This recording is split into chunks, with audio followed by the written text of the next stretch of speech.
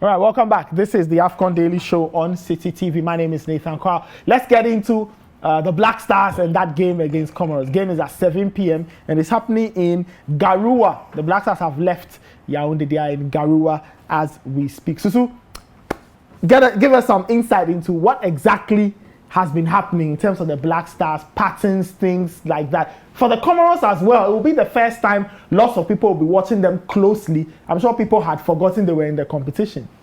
So when I start, the first thing I want to talk about is our head-to-head record against Comoros. We've played them twice, we've won one and we've drawn one. And I saw an interesting tweet from a Comoros football account claiming that they are coming for revenge. Apparently, and I saw the video, when we drew against them in the first match we played against them in Comoros, there was a questionable offside call given against them in the 81st minute or 82nd minute where they scored a goal. So they are feeling very aggrieved 6 years later and they are coming for blood. So we should watch out because I think they might be motivated if it's the same players, but we'll see. But when I talk about the stats, these stats are from the matches added together. So it's not a single game stat. So you can see we've created a similar amount of chances to them, 0.56 xG to 0.6. So we are both not creating a lot of chances when you look at it. But there's a very big difference in the xG conceded. They conceded 3.94 xG against Morocco alone. We conceded about 1.4. And our xG against Gabon was very similar. In fact, when you look at the stats, Gabon were very lucky to have even scored against either of us because in both games they were pretty poor, but that's just how it is. What I also noticed that our shots inside the box are very low as well. The two of us are not getting the box and our shots on target are both very low. The only place I would say that there's a slight difference is in the pass accuracy and possession. They seem to be keeping the ball better. So as you can see, their average pass accuracy is about 79%. I think that was very helped by their Gabon game where they had about 65% of the possession. Against Morocco, they had in the 40s, so that's where the average gets to about 50.2, 52.1. So, but they kept the ball better against Morocco than us because I think they are more of a short passing team. We like to go a bit more direct. So I have this graph here, and this is about Ghana's play style. I hope it's come up on the screen. If you notice, Ghana is sitting singularly in that quadrant by themselves. The slow and direct quadrant.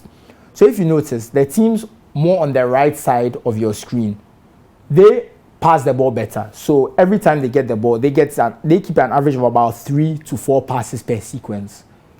Our average is between 2 and 2.5, which is one of the lowest in the competition. In fact, the only teams who keep the ball worse than us are Equatorial Guinea and Malawi. When it comes to our speed of attack, how fast we move the ball up the pitch, this is very difficult to quantify, but the point is we are not a very quick team when we get the ball. We don't get the ball up fast. So Tunisia and Cameroon are the only teams below us. But if you can notice, Cameroon are one of the best passing teams in the competition. I think only Cabo Verde and Cote d'Ivoire are passing as well or better than them. Tunisia are also very above the median and have very few teams above them. They have maybe 6 or 7 teams.